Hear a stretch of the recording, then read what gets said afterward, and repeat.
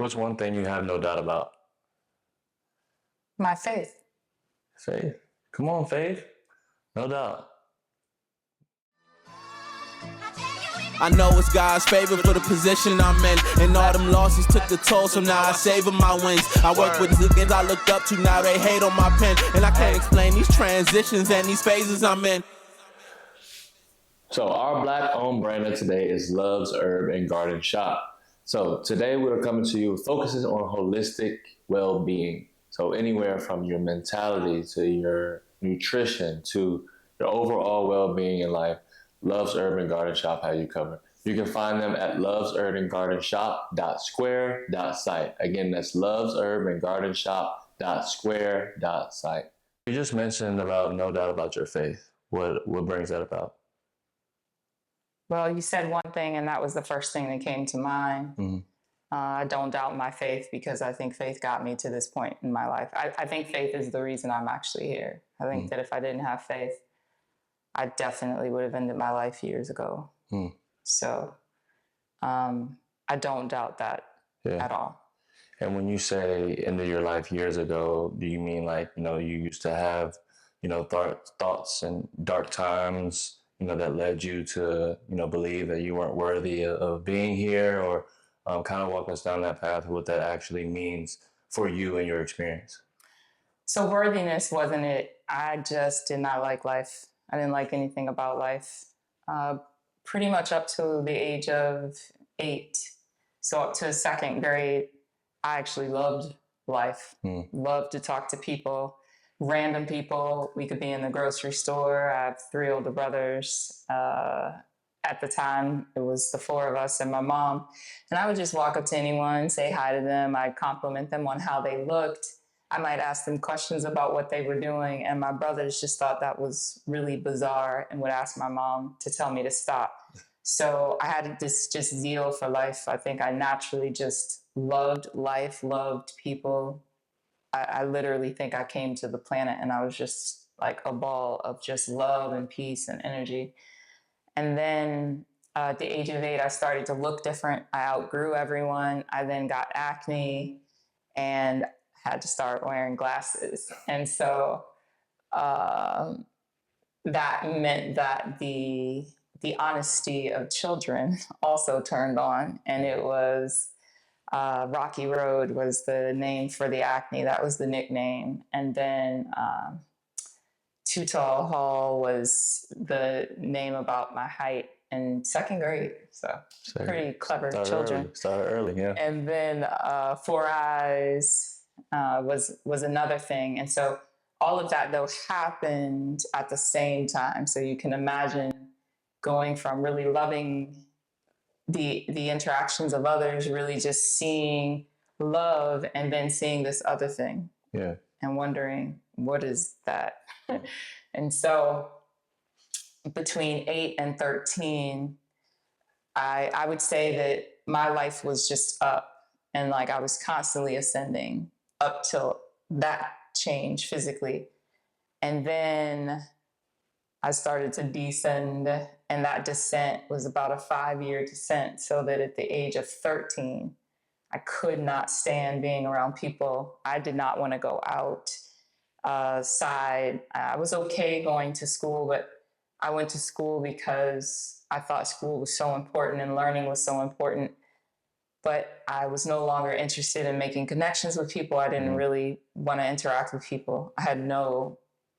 I basically started to withdraw. And so at 13 was probably the first time that I had the thought of, I really don't like this place. I really don't want to be here. I don't see it the way I used to see it. And instead of only seeing the love and the good, suddenly I only saw everything as negative and bad. So you went from being in a, for lack of a better term, childish state where we think, everything's wonderful. I'm getting to learn new things. I'm just curious, and to kind of realizing the cruelty of humans, and how we can be cruel, and those things that come with that. At an early age, bullying and puberty, as we evolve differently as individuals. That kind of changed your perspective on, man, this isn't such a great place, or this is not necessarily where I want to be. Is that right? I definitely think that was there, but I don't want to suggest that up till 8 I didn't actually see the cruelty. Mm. I could see it, and up till the age of 8, I would think, oh, they need a hug. Yeah. So like if I saw that somebody was being mean to someone else, through that mind, my mind was the person being mean needed a hug. They needed someone to show them love. So that's why little me would march up to them like, hi, how are you? What's your name? Thinking like they just need the right energy to hit them, because if they have that energy, they in turn will give off that energy. And so I can tell you that I'm certain there were times that people looked like, leave me alone, because my brothers would say, I could hear my brothers saying they don't want to be bothered with her, Ma, get her to stop. And so I triangulated. Okay, I'm seeing what I'm seeing. I'm hearing what they're saying. So I'm supposed to think of this the way they're thinking of this, but I think of it this way. Yeah.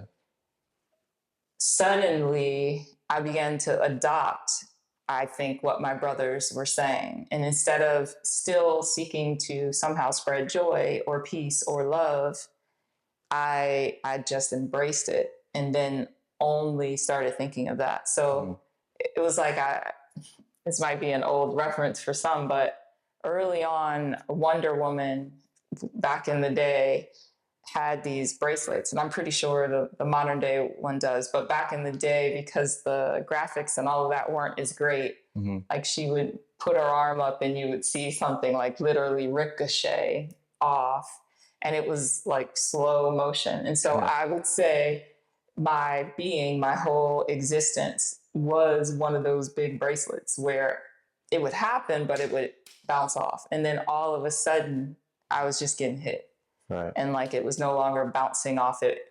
And I realized now, looking back, that I changed. My mind, the way I saw it, the way I perceived it, the way I reacted to all of those things, that was me changing. Yeah. Because those things were always there. I changed how I responded or reacted to them. And so as we fast forward to today, from back then, there seemed to be a long period of time where you didn't want to be here. What was the turning point? And, at what point was it like, oh, no, I value this life that I have and the abilities and capabilities that I have as a person and what the value you add? It's interesting that you use the term turning point, because it was a group that I was in called Turning Point. And it was June 5th, 2006. A rough day for me, but also a wonderful day. I went to the first Turning Point class, learned everything about what Turning Point was going to be. And while I was sitting there learning that, my brother was passing away. So usually at the time, my phone was always with me. But that day, something told me before going in, leave your phone in the car. And like, for me, I actually hear words. You could call it voices, but I like hear actual words. And it was, nope, leave your phone in the car. And I just reacted and did that. Went in, and while sitting there, I got this deliverance, if you will, from those thoughts of, I just want to be gone. I just don't want to be here anymore, that were daily. And I thought, oh, wow, this is incredible. And then I walk outside, I get in my car, I look at my phone, and there are all of these calls and all these text messages. And I'm like, what happened? And one of my brothers, who doesn't really, at the time at least, didn't really reach out, just wasn't his way, he had blown up my phone. So I instantly knew something was wrong when I saw his name, and just made the call. And he wasn't going to tell me. He just told me like to go somewhere. And I was like, no, you need to tell me. I know something's wrong. I'm very clear. So there's this juxtaposition of, I'm back to the way I was before. And then wham, matter of moments, your brother is gone. You said, what was the turning point? Yeah. That was literally the turning point. And I knew it was real Because let's say that it happened without me going to that turning point. Yeah. The first thing I would have thought of was how can I join him? And the first thing that I thought of when my brother told me that, like the first thought was, oh, my brother's gone. And then the next thought was, I have to help my parents. I have to help this. I have to do that. I have to do the other. But nowhere did I have the thought, I want to leave. I don't want to be here anymore. Wow. And so I had this realization during not a great time that, oh, I'm going to be okay now. I'm not going to constantly have those thoughts and constantly have that voice. Yeah. I used to, in high school, they used to have in the cafeteria that little small thing that used to just run announcements across it. And like now, if you're watching CNN or something, they call it the ticker. Yeah. That's what my brain is like. That's what my mind is like. There's this constant ticker. And at the time, it was ways in which I could leave by my own choice. And that was gone. Yeah. So I realized, a beautiful day and a not so beautiful day. Right. But and at that point, would you have considered yourself successful? I mean, you know, from my standpoint, what I know about you, at that point, you had at least graduated college. You were a Division I athlete. You had traveled some, and, you know, you were in your career. So, you know, speak on that and to feel the feelings that you were feeling compared with where you were if you're outside looking in, because, you know, someone who's not living your life, who's not feeling your thoughts might look at you and say, oh, she's doing great. So, you know, where were you at in that moment in terms of your career, your life outside of your individual feelings? So, yes, I said I had 3 brothers. So my middle brother would say my life was great. He would call off all those things that I had done well in school throughout. He would read it all down. You got a scholarship to college. Yeah.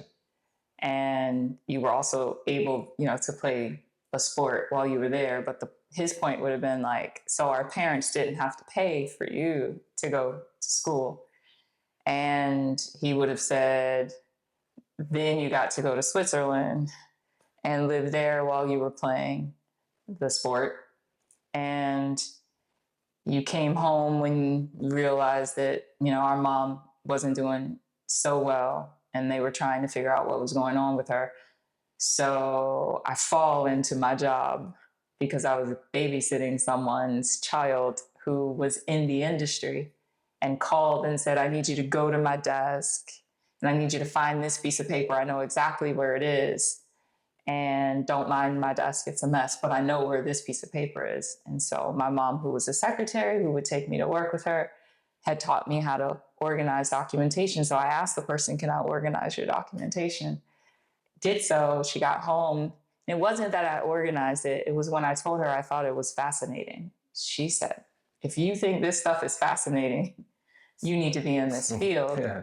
And she called someone who said, if you get me a resume, you know, I'll give it to my boss. And I did what they said. And I go to the interview and I'm thinking, this is a long shot. I don't have any work experience. And it was an entry-level position, but still I was trying to figure out, like, why would they even give me a chance? And I got the job. And in a pretty, it has been a stable industry. I mean, recently, post-COVID, I think many companies are struggling. So even our industry has had there are a lot of people that are out of work. But because I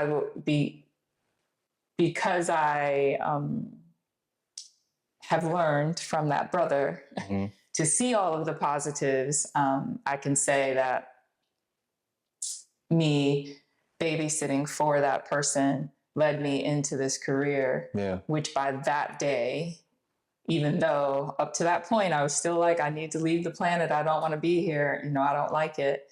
That particular day, I had made it to manager status in what many people would consider to be very short. Like, I actually had someone tell me that my career was fast tracked. I didn't think it was, but Yeah, compared to someone who's been there a while, you know, their experience, you made it there a lot faster. Yes. Yeah. So my brother would present it that way. Right. And at the time, if you had heard the two of us speaking to one another, he would present it that way, and I would be saying, why are you focused on that? I'm talking about this. And it would have been my list of why life was so horrible. And he would say to me, the glass is both half empty and half full, and you only pay attention to the empty part. And I would skirt around the comment and say, I'm talking about the empty part. And he would say, right, but that's what you pay attention to. And it's like, in this conversation, I want to talk about the empty part. So I never acknowledged that I was ignoring the full part, because then that meant that I would need to immediately stop and do both. So I had lived denying the existence of all the good. And when I would interact with my middle brother, he would remind me of all the good and also of my faith. So if I had said to him, today's the day, he would say, what about your faith? I thought you practiced this. I thought you believed this. And so that the reason I say I have no doubt about it is because when he would say that, I would immediately go to, can't really say I have this faith. And do this. So I was just getting ready to ask you, as I was thinking, I was like, well, in that moment you said faith got you here, but at some point there had to be a struggle with your faith. But it sounds like your brother was able to remind you at the right moments for you to be able to look not just at the positive, or look not just at the negative but the positive, but also remind you of what you say you have, which is faith. I think actually what he did was show me how I was incompletely applying my faith. And so, or maybe incorrectly. So a lot of times people think, well, if you have faith, everything is supposed to go well. Yeah. And I think that that's what I was thinking. And the reason is because, again, I had those images of me as a little child able to, you could call it charm, to charm someone who seemed to be a little off. And I could just walk up and say something. And one woman in particular whipped around to say something smart and then saw that it was a child, and everything about her changed. Like, you could tell she turned around to like go to battle. And then she completely softened. And so because I had those experiences, you know, as a young child, I remembered what that was like. Yet then I decided to walk through life not recognizing that all of that is possible, and then change my focus solely to the negative. So I think what my brother started to make me realize is faith doesn't mean that everything in your life at all times is going to go well. Because again, my brothers were saying that person doesn't want to be bothered, which you would think meant it wasn't going well. And yet I was still persisting. So I had to recognize that, yes, this is how life is going to be. And it was more than that. I had to accept what my brother was telling me. The glass is half full and half empty. You have to accept both conditions to be true. Yeah. And, you know, since then you've been, you know, continue on the, you know, successful standpoint, but, you know, you have a PhD, you have a master's, you know, you're well into your career. What's your title now currently? My current title is Vice President of Clinical Operations. And it's a very interesting title. What I will say to that is, if you talk to other people, they might tell you, oh, she should be this or she should be that. Titles had never mattered to me at all. I because of what I studied, now understand titles do actually matter. But to me, they never mattered. I always thought that I'm just doing what I'm supposed to be doing. So whatever you need to call me to get others to treat me how they need to treat me in order for me to be effective at what I'm doing, call me that. Okay. But I don't need to be called something to live my life and to live and do what I'm supposed to be doing. How real is that? Like, I mean, you kind of just spoke on it, but to expound on that, you know, the titles and getting other people to buy in based on who you are, who you present yourself. Like, I'm sure, and for example, in our interactions, if I didn't know you, I wouldn't know your title or your background. It's just the words, the wisdom, the conversation that we're having that would automatically get me to buy in. But, you know, your experience and you said titles don't matter, but maybe not to you. How does that show up in the workplace, in corporate, in your experience? Oh, people are completely different based on your title. Yeah. And the reason that I said titles don't matter to me, and I did say that because I recognize that they matter to the average person, was because when my mom took me to work with her, the principal of her school was a Harvard educated, advanced degree man. And he one day took me on a tour of the elementary school. And as we were walking through the school, he was explaining to me how everyone was important, that people come in and they want to talk to him because he's the principal. But he said, every person working in that cafeteria is important because there's some children that come to school and they don't have any food. They haven't eaten. They come to school hungry. We need them in there preparing that food because that might be the only meal of the day those children are getting. Then we walk down the hall and he says, you see how clean everything is? Yes. He said the person's name, and he said, without him, let's go into this classroom. And it was a kindergarten classroom. And he said, do you remember kindergarten? You spent a lot of time on the floor. Imagine if he didn't come in here and clean. And so he said, everyone wants to talk to me. Everyone thinks I'm the important person. And he said, this school will not run without your mother in that office helping to keep me on track, without the people in the cafeteria preparing the food for those hungry children, without the janitors, what it was referred to as the time, now it would be building services professional, without them keeping everything clean. And then he said, and of course, without the teachers investing in the children. So he helped me understand we have these different titles, but our level of importance and significance should not be seen as different. And I'm impressionable. When I heard it, I decided to go deeper and figure out, is this real? Is this true? And for me, it 100% was real. Then when I went into the world, I realized, but that's not how people think. They want to know who the top person is because the top person has the power. And that person with power can help me. So I need to get to the person with the power because I'm trying to get mine, as people say. Yeah. And so for me, I recognize the importance of titles because they come with, depending on the level of the title, some amount of power. Yeah. And that power enables you to function and move and potentially to have a level of effectiveness. Yeah. But the title alone doesn't do that. Your abilities also matter. Yeah. Your knowledge, your skills, that matters. So the title might get you in the door, but what's going to keep you in the seat is your ability to function. Now, some people are able to stay in the seat because they know how to make it look like they're doing something. Right. They're master illusionists. Okay.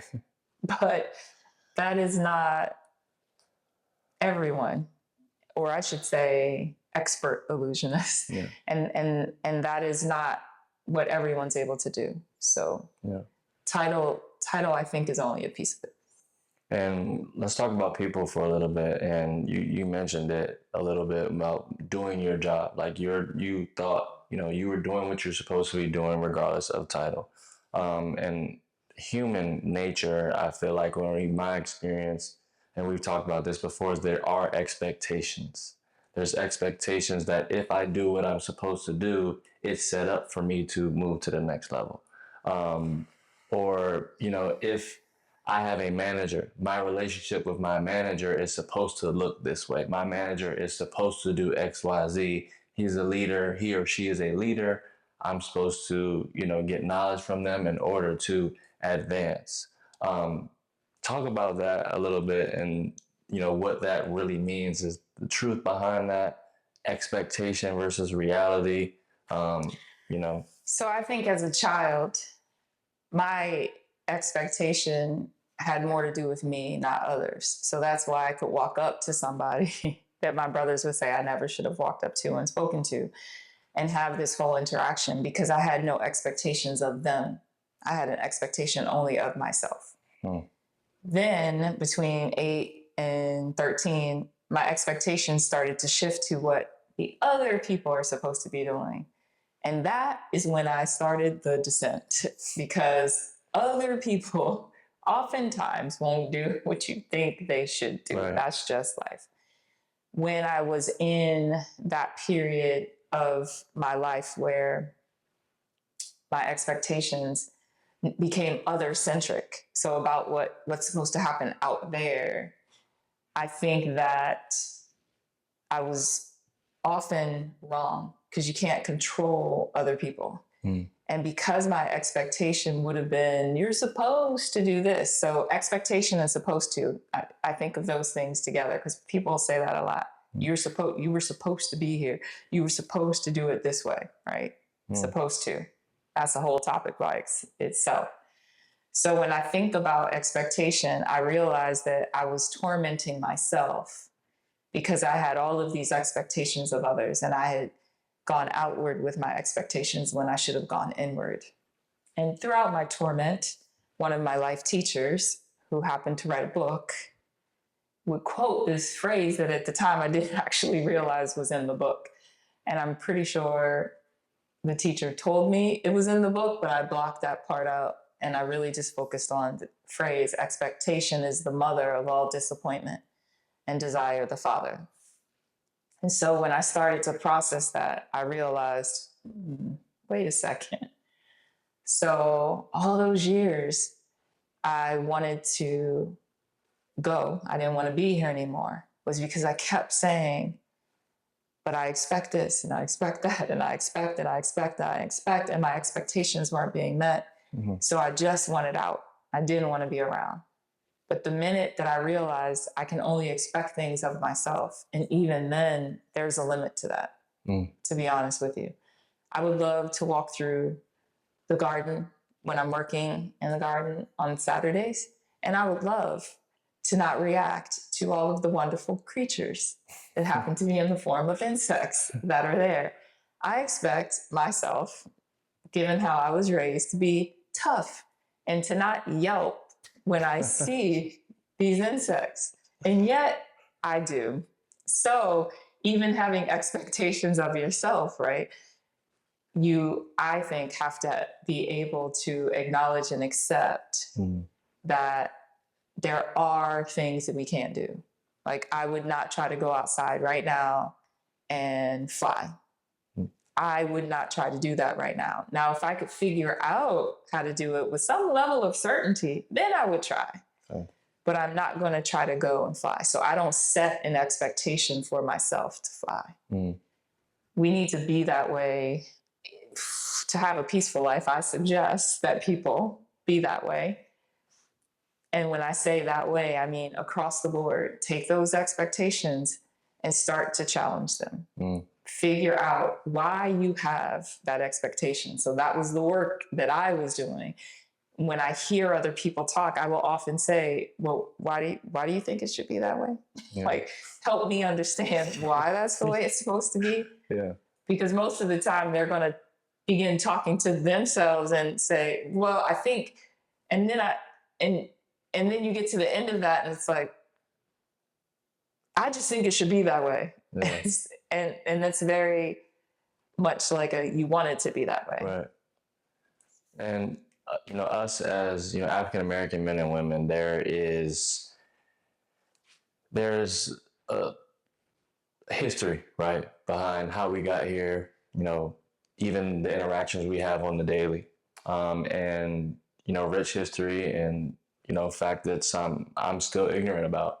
But more specifically, why I started and wanted to be a part of change is to not complain while I have a lane. And so this is my lane, to be able to talk to individuals like yourself, to be able to, express your experience and being, in an executive position in a successful company. Um, Specifically for African American men and women, what is your charge for change, right? Well, we want to see, we hear it all the time, or they're just doing that. And it's set up for us to fail, and we don't have this and we don't have that. Like, it's just consistent. Like you were talking about, during your dark periods of focusing on the negative. But there are successful individuals like yourself who are doing well. There are people who weren't successful at first, who turned their life around and made something of themselves. What is your charge to them to begin to change the perspective of from a victim mindset to, okay, let me go take some action. Let me go do something about my situation? That's a pretty interesting and loaded question. And the reason I say that is, so in part of my career, I had the fortune of being in quality assurance. And in my industry, we have something called monitoring. What is quality assurance? I'm about to explain that. So monitoring is looking at the details. Okay. And checking something. So checking this against this. That's what monitors do. And quality assurance, when I was introduced to it, it seemed like to me they were doing the same thing. And so one day, one of the professionals said, yes, we do part of that. We take it and we say, does this match this? But we're actually looking at the system. And we're trying to determine how the system is set up and whether the system is working and whether there are flaws in the system that will actually impact a person's ability to carry out this whole process. And so the reason that I said the question is loaded is because the question, as I heard it asked or presented, did not really factor in the system. And so when in my industry, when the QA team comes in, auditors, quality assurance auditors, they're coming in and they are looking at this vantage point where they're able to see how you started, where you were in the middle, and where you were at the end. And then they're able to look at that whole process and say, somewhere along the way, there was a breakdown. Here was the breakdown. Yeah. I think that a lot of times people look at those that have been successful and they say, well, see, they made it, so you can too. But where was I in that system versus where the other person was in that system? That matters. And for anyone to say that it doesn't matter means they don't understand systems. Systems matter. So even in a constrained system, some people will be able to somehow navigate it and make it out. But if the whole system is set up to actually somehow confine, let's just stick with my example, confine the operator to a specific way of doing that task. If the operator decides to somehow deviate from that and still gets the same outcome, what may happen is it's like, oh, well, you can go outside of the system and still have success. Yeah. But generally speaking, that is considered to be an outlier. And so a lot of times I think when we see these successful people, we're not looking at it statistically. So in that setting where that successful person is, how many other people look like that person? That's how we should be looking at it. We should be saying, oh, they're 50% women to 50% men, so to speak. If we were going to be binary, just as an example for simplicity. But it's 75% men. Again, the binary example, 75% men and only 25% women. Why aren't we asking the questions about why the picture looks that way? That's what I think we should be doing. That's what I think inquisitive individuals should be doing, is using math and using statistics to say, why does it look this way? And then as things are identified, we can say, maybe there's a flaw in the system. I say flaw, but someone else might say, no, maybe the system is working just the way it's set out to work. Yeah. But let's say the system is what it is. And, you're one person. You can be an advocate for change. You can talk to this person. You can have ally. You can do your part. But we know it took generations to make change, to adjust the system. I don't want to say quite change the system, because there's still some things that we can agree are still in place that don't benefit us. But that aside, as an individual, I think that it's important for us to acknowledge, but acceptance versus agreement, I think, is two different things. And so when I think about acceptance, yes, accept the current place that I'm in, but not agree with the current place that I'm in, which then challenges you to become something different. Because the longer, I sit, for example, basketball, the longer I sit on this bench, I'm either going to be upset with the fact that I'm sitting on the bench, or I'm going to be upset and do something with the fact that I'm sitting on the bench. And, if I am putting in the work, if I'm putting in the effort and I'm becoming better as an individual, but coach doesn't necessarily see it, I'm still not necessarily respected, on that team, it might be an opportunity for me to actually leave and go where my talents are, respected, or where I can get not the shine that I want, but to be able to add value to the team. Because, me being on the bench and I feel like I have different skills and attributes, I can't necessarily perform those on the sidelines. That's no good for someone in the game. So I guess what I'm really trying to get at is, how do we get in the game? Because a lot of us are on the sideline watching, or a lot of us, leave from the sideline to the stands, i.e. quit the team instead of figuring out a different way to get on the court. So how do we, do that? Is there any of that, Well, I mean, let's be real. Everybody has a role. Again, basketball team. A coach who decide to have 10 players, 15 players on the roster, but only 5 can be on the floor at a time. So I think a lot of times what happens is people need to actually decide, or accept, maybe, since that was the word that you used, accept where they actually truly fall. So I coached basketball and volleyball. And as a volleyball coach, I told my players the truth. So I asked them what they wanted to achieve.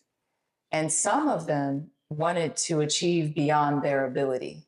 And as a coach, I thought it was my responsibility to help them see themselves more realistically. And you mean like in terms of, I want to be a Division I player, but you don't have Division I talent? Well, I mean, in terms of, I want to be able to hit the ball hard. And it's like, we've been in the gym. You've done everything possible. You don't have that kind of strength. You're not going to amass that kind of strength, but you have quickness. Your arm is like a whip. Use the speed, not the power. Use what you were given. Use your skills. Use your abilities. Sometimes people look at life and I think they compare themselves to someone else when you're not the same. You are not the same. Identical twins are not the same. So instead of looking at that person for what they have and for what they offer, you need to figure out, why are you here? What do you have? What do you offer? If you want to be fast, but for whatever reason you weren't built to be fast, abandon that, detach from that. So one of my other life teachers helped me understand the importance of detachment. I think it's connected to expectation. So I want to have what that person has. So I'm just going to say, I'm going to be that. Yeah, whatever it takes, I'm going to be that. Right. I'm going fast in the wrong direction. And so I'm just going to use a basic example. So you may want to be another race. How are you going to make it How are you going to make it happen? And I like to use examples like that because I think they're clear for people to get. So why is it that you can accept that you're not going to be that race, but you can't accept that speed wasn't something that you were given.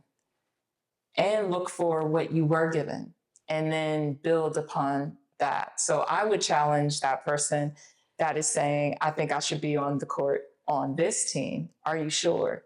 And have you looked at how what you can or can't do fits into what that particular coach is trying to do? Have you looked at maybe your coach wants you to play a certain way and you haven't adopted your coach's way? Your coach may know better because you think you know better. A lot of times that's what happens in life. We have those that are wiser and we won't listen to them. Maybe immediately, maybe years into the future, someone will say, I get it now. But a lot of times in that moment, this is what I'm setting my sights on. So I want people to go within and figure out, what are my top skills? What am I just naturally able to do? And build on that. Ask yourself why you want so much to be that other thing instead of to be what you bring to the table. So that would be what I would say to that person before you decide to leave because you want to be on the court.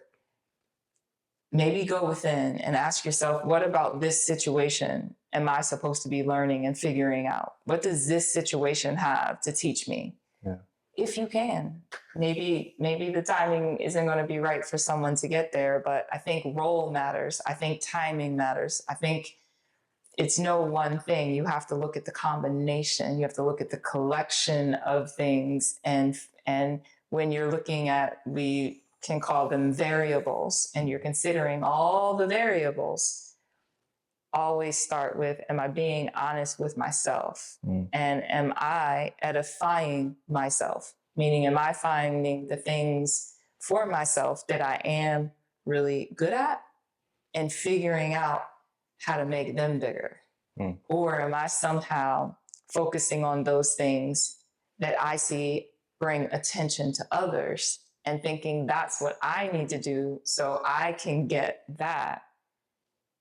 And then maybe you'll just be continuously trying to do something that you could do, but maybe not to the best of your, to the even same level as someone else. You're trying to play somebody else's game. You're in another lane. You have a vision of what you think is supposed to be it, but just run with what you're good at. Be great at what you're great at. Like you said, understand your role.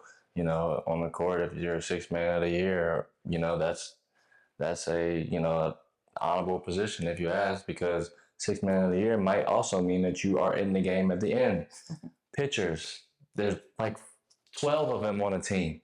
You got the closer. You got somebody who comes in the last two innings, the last inning, and closes the game. That's why they're called the closer. So, I think that's important. Even for me sitting here in the chair, across from you listening to that, there's a lot of things that I want to do. I'm only one person, so I'm not saying I can't get all those things done, but there's definitely been things in my life where I've had to kind of, put less focus on that and more focus on what I have, the capabilities that I have, and to be able to run with that rather than what I created in my head based on somebody else's reality. I think that's a lot of the times is what, I've done, and other people that I've come across, so we create our reality based on someone else, and that's due to many different factors, whether it's a friend who got fast track, whether if it's a sport, a friend who went to the NFL, NBA, MLB, whatever the case may be. I'm like, oh, wow, they did that in such short time. Or, oh, yeah, I graduated, but I still got some time to get there. And what if you don't get there?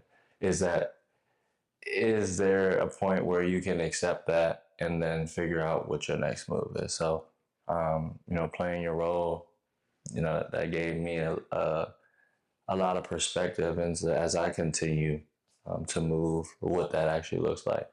On the most successful teams, I think they are successful because the relationship between the players and the coach, the relationship amongst the players, I think it's everyone accepts their role. So you have a coaching staff too. the coaching staff. You don't have the assistant coaches with their eyes set on being the head coach and constantly saying what the head coach isn't doing right. Like that is promoting discord. Yeah. When you want to have greatness, you're actually looking for harmony. You're actually looking for ways to connect. And I think that same thing among people needs to happen within yourself. There's oftentimes discord that people experience because their desire to be something is based on others. Comparison. So you're a thief of joy. You're comparing yourself to someone else. But if you were to stop and figure out what I just said doesn't work in a team setting, sowing discord, right? If you were to actually go within and say, why is it that I want to be that? Yeah. Like, what is it about that I want? Okay, how could I achieve that differently? How could I achieve that based on my makeup, based on the gifts and the talents that I have? We talk a lot about these gifts and talents, right? And you've talked a lot about self and understanding, being real with yourself, being real with, those that you've coached. As we sit here today, being real with yourself, what is something that you're really good at? Something that, is you were put here to do, something that you wholeheartedly, your faith is in it, and that's what you're going to do, whether that's being in your career, outside of your career. What's that one thing for you? It's interesting because I was going to tell you that I didn't actually completely answer one of your earlier questions when I started talking about the system itself. And you said basically shifting someone from victim, right, to victor. And so I think that one of the things that I was created to do was show people a different way. Like that child, right, that was walking up to somebody that might have been upset. It was to share a different energy with that person to potentially get them to shift. So I literally think my main purpose for living is to serve, and it's to serve in a capacity that the situation calls for. So what am I good at? I'm good at being a servant.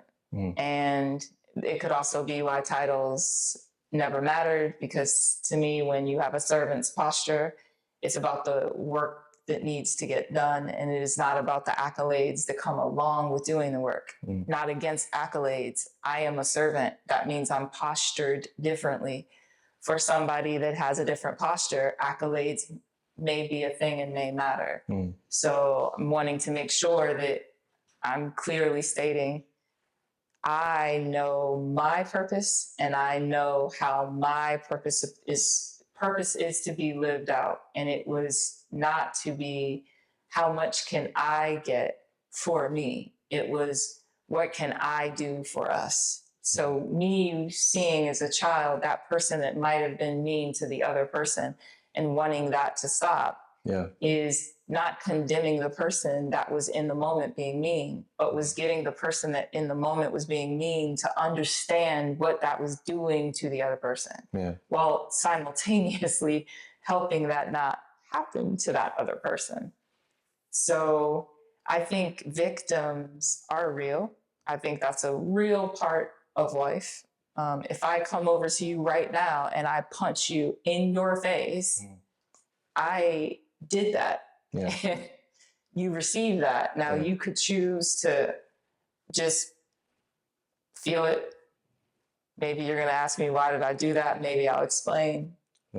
But it actually happened. So you could in turn say, I'm not sure what made her so upset, but I didn't want to escalate the situation. So I didn't hit her back. I was trying to bring that situation down. Someone could be over there watching that and see you as a victim and say, she's a horrible person for what she just did. I can't believe she did that. And they would have some sort of validity in what they're saying, because I actually did it. But if suddenly you made a decision that you never wanted to deal with another person that looked like me ever again in life because of what I did to you, right? There would be some justification there. But another person would say, why would you go that far? I mean, that was one person. Why wouldn't it just be her? Yeah. Because that's sometimes what our mind does. Our mind can convince us of something. So helping someone that might have made the choice that you made, where you're telling other people, no, I don't mess with people that look like that, because this is what one of them did to me. And I decided this is what all of them might do to me. That is a reality of life. So there's a saying, be the change you want to see. I would want to talk to that person, and I would want to understand what's going on in your mind that's putting you in that state. And why do I think I have any right to do that? I think I'm, one, a servant. That's part of my purpose for being here. But I also think that I have an experience where I can share with someone how powerful the mind is, and how your mind can convince you day in and day out for years of something if you allow your mind to just go and never challenge it. So in the same way, I'm saying I would have been okay with someone challenging me for punching you, right? I think we should challenge ourselves. We should challenge the way we think. Part of what I want to do is just that, is actually get in with someone, like not necessarily only talk, but walk through someone's actual experiences and help them see how they could do that for themselves, how they could challenge their own mind and how they're perceiving these things. Because there's several people in the same situation, and they would tell you, I'm not a victim, I'm a survivor. So what made that person different? Why do they tell you, I don't use the term victim, I'm actually a survivor? How did they get there? And how did this other person that went through a very similar experience stay in the victim mindset? Because it's a mindset. It is. And they can be helped to shift out of it, but no one can do the work for them. They have to do the work. My brother did not do the work for me. He couldn't. If he could have, the very first time he talked to me, it would have been a wrap. He stuck with me time after time after time, showed me how the glass is like, look in an actual glass. Do you see where the water stops? Yes, I see where the water stops. Okay, let's talk about the water. I would say in response to that, I'm not here to talk about the water. I want to talk about this part of the glass. It's all I want to talk about. Victims are there. And for whatever reason, that is their reality. And so the idea is, how can we help shift them out of that reality? Now, in the same manner, the offender also needs to take responsibility. Because why do I need to punch you in your face? What is that? Like, why did that need to happen? So as much as I want to shift you, the victim, I want to look at the offender in that situation and say, what was going on with you? Because both parties need to actually become victorious. The offender needs to not think that that is how to somehow send the message. So I think that more work can be done generally with getting people to have an awareness of their thoughts. Agreed. Or in other words, as you know, one of my mentors would like to say, leading you to accountability. So, but I appreciate you for your efforts, your willingness, for joining us today. I know that your words of wisdom, your thoughts, your mentality definitely will spread on to others as they watch this. So, continue to, be you, be yourself. You always find a way to put a mirror in front of me, which has made me better person. So thank you for being you. Dr. Hall, thank you. Thank you for having me. For sure. I'm counting blessings more than people counting sheep in they sleep. And they don't make it where I'm from, and I'm so thankful it's me.